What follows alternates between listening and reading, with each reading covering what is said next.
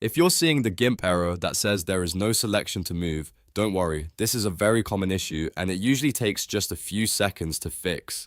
In this video, I'll show you exactly why it happens and how to make the move tool work properly again so you can move your layer without any confusion.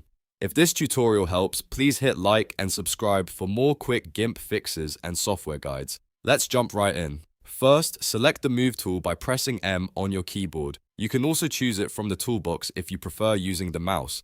Once the Move tool is active, look at the Tool Options panel. If you don't see it, go up to Windows, then Dockable Dialogs and click Tool Options.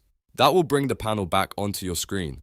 Now, this part is important. In the Tool Options, GIMP may be set to move a selection instead of moving a layer. If that happens, you'll get the message that there is no selection to move when you try to drag something.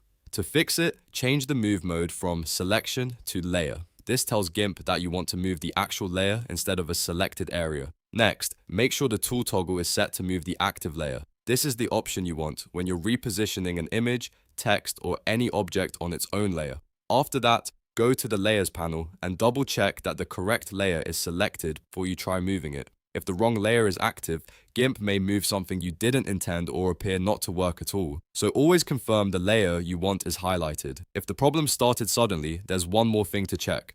Sometimes the Alt key can temporarily switch the Move tool into a different mode, which can trigger this error unexpectedly. If that happens, release the Alt key and then switch the Move tool back to layer mode again.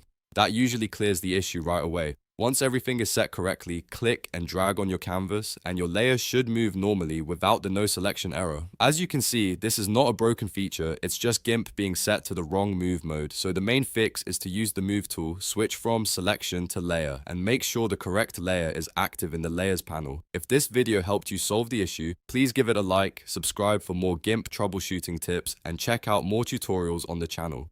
Thanks for watching and I'll see you in the next one.